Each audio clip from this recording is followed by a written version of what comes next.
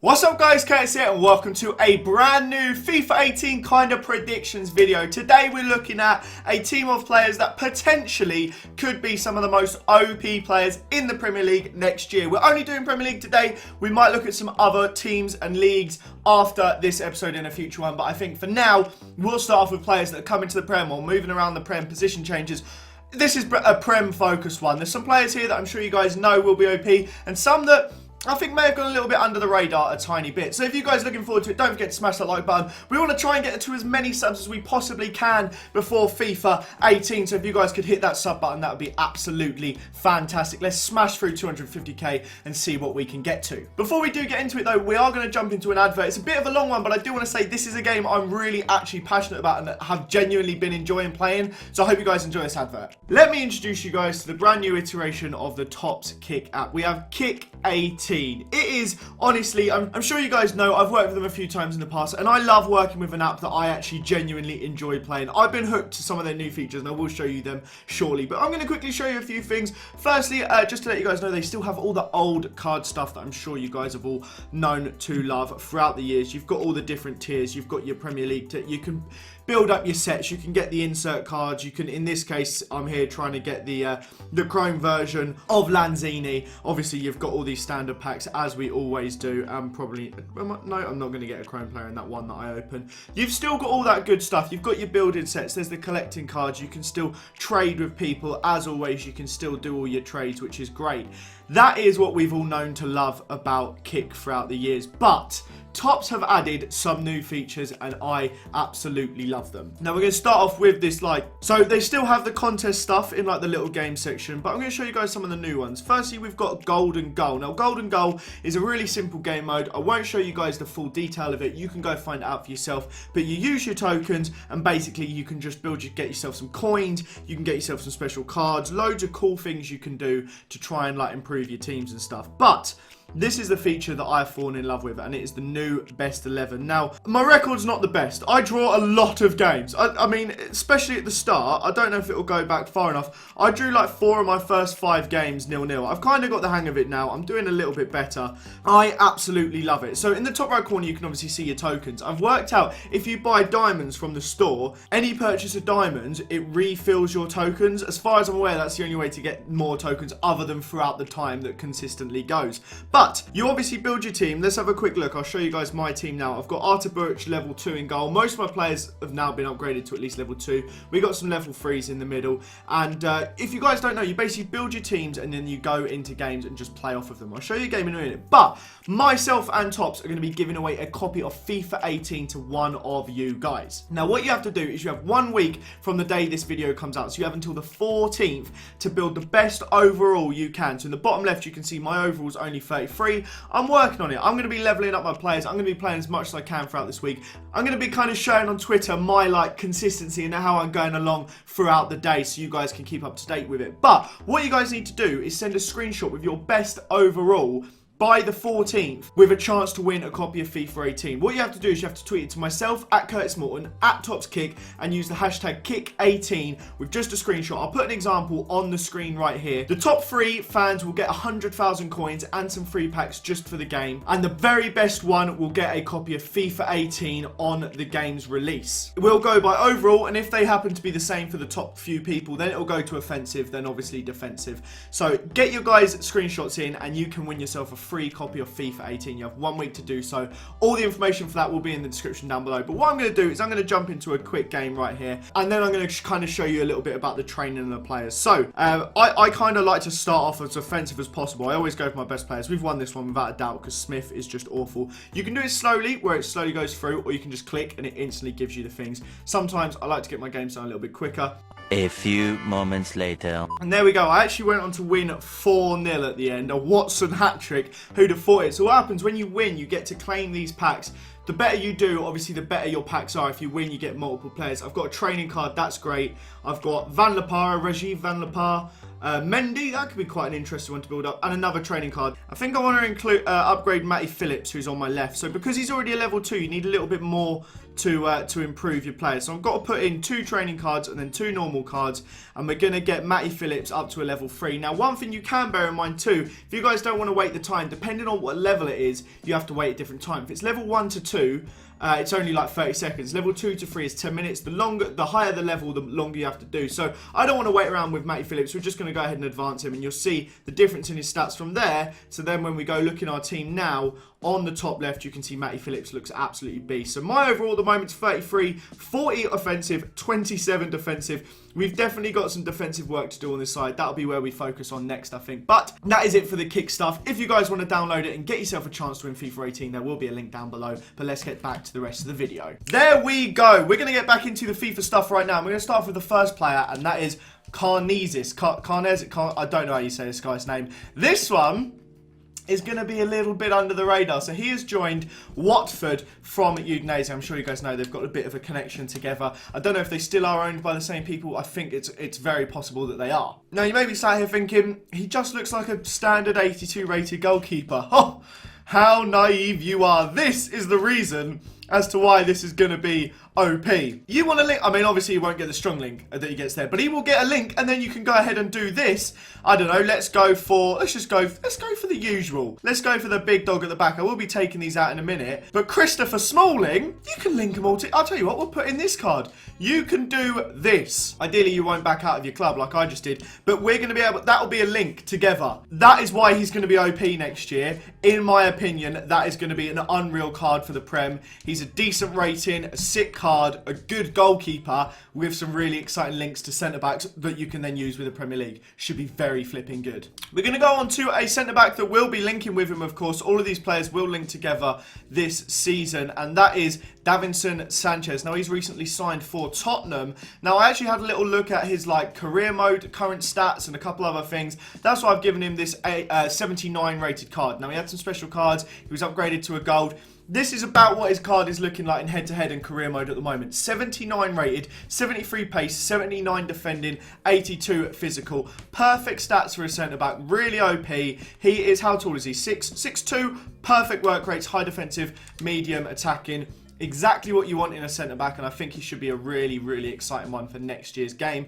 He'll be in a lot of teams and relatively cheap with, again, some cool links. I can't remember the last time we had a good Colombian centre-back. I'm going to actually see what Colombians are even in the Prem at the moment. There's probably going to be a really good centre-back that I completely missed, but if we look, Espinosa's the only one, and if we take it into all, I mean, you can get the strong link with David Ospina if you want to, Zuniga. There's going to be some interesting choices, and I think he's going to be a pretty good one for next year. Now, if you don't know about this one, your head's probably fallen off and is walking around on the floor on its own. We have Renato Sanches. It's just amazing. He's one of the most fun players to use in the game this year. Do I have any of them in my club? I don't, for some reason, I don't have any. We'll just go for the first one. They're all the same. He's gone on loan to Swansea for the season. If this guy gets I don't know, if he gets an inform or something, or any sort of special card in the Prem, just imagine it. The potential of this guy's stats this year could be insane, and he could be one of the most exciting players in the Prem. Sticking him just in your teams at the start of the game, his stats are good enough to be playing this time next year. That's how good he is. You're not that bothered if he isn't getting special cards. But imagine if he has a good season, scores a goal and keeps a clean sheet and in a good team performance, gets an inform. He could be unreal for FIFA squads next year, and his potential to be absolute scenes for Renato Sanches. Next up, we have Alex Oxlade-Chamberlain. Now, this one is one that's staying in the Prem, but this is completely dependent on what position they give him. Now, I don't know what EA are going to do, if I'm honest, because he spent most of the season, second half of last season, playing at right wing back for Arsenal, but he's gone to Liverpool because he wants to play in the middle. But Nathaniel Klein is injured for most of the season. So will he be filling in? Will Trent Alexander-Arnold play there? Will Joe Gomez play there? Is Chamberlain going to be playing at right back? He went to Liverpool because he wanted to play in central midfield. Is he going to play there? If he does, and if they give him this card, wow, it's going to be unreal. I mean, just look at the stats. 4-star skills, 4-star weak foot, high attack and medium defensive. Imagine having this pace like on the right side of a 4-1-2-1-2. Like, that is ultimate box to box. His defending should go up a bit. I bumped it up by 10. Did I? Yeah, I took it up from 42 to 52 because obviously he spent half the season playing at right wing back. If this guy goes into the middle, he's going to be like such a dirty, sweaty sort of player. He's got the pace, not as much with the technical stats, but if you can look past that, for FIFA 18, he could end up being one of those just crazy OP players that are used in every single team. Next up, we have one that I am quite a big fan of. It's Gregor Kutroyak. I get this guy's name wrong every single time I say it, and he seems to be in every single video as of late. He's, of course, moved to West Brom. I've given him some kind of OP stats in his card, but if he was to get anything like it, it would be insane. He's 6'1", high defensive work rates, exactly what you need. An absolute machine in the middle, 87 physical, good defending. He's a proper DM. He'll be like your Matic, maybe a little bit quicker, just really, really, really good. There'll be some interesting links coming off him. He's going to be at West Brom. Again, if you have him as like the base one in a 4-1-2-1-2, so he's the middle defensive midfielder, he could be absolutely flipping amazing, and he really will be breaking a lot up from different players.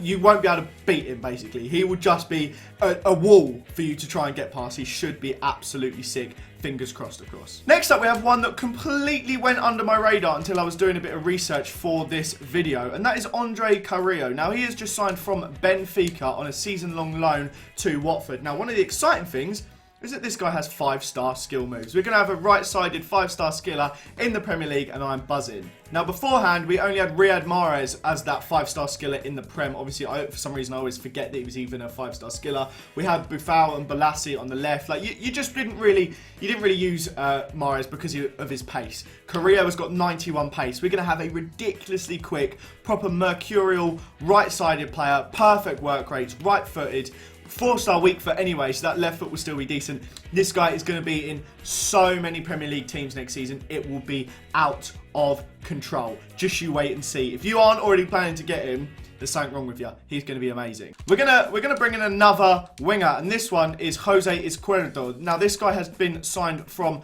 Bruges for Brighton this season.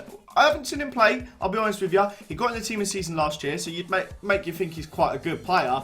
I think he scores a lot of goals. Should be exciting for Brighton. It's kind of what they need, someone to kind of give a bit of impetus. But again, he's a left-sided player, 4-star skills, right-footed, perfect work rates again, good dribbling. Physical is not amazing, but for a winger, that's not bad when you compare it to, I mean, who else did we have on the bench? Yeah, I mean, it's not bad at all. His shooting's pretty good, so if you're a sort of player that likes to run down the wing, cut inside, and then go for goal, he's going to be the perfect one for you. Use his skills, break yourself into that corner of the box, like do a Berber spin, a chop, something like that. Get yourself into the middle, finesses, all that sort of stuff. He's going to be perfect for it, and he should be really exciting. And again, if he gets a couple of goals in a game, you're going to be looking at a really cool inform. He'll probably go up to 82 rated. His shooting will probably go to 80, and then all of a sudden, he is one of the best wingers in the Premier League on the left-hand side, and it kind of changes the game. Talking of left wingers, we're going to go for yet another one here, and that is Hesse. Now, this guy, I'm sure you all know his backstory. He's recently signed for Stoke. Now, this one, for me, is more a case of if he gets an inform. Now, he scored against Arsenal a couple of weeks ago. We all know that. He started off well. He has potential to be very hot and cold for Stoke this season. A lot of these are dependent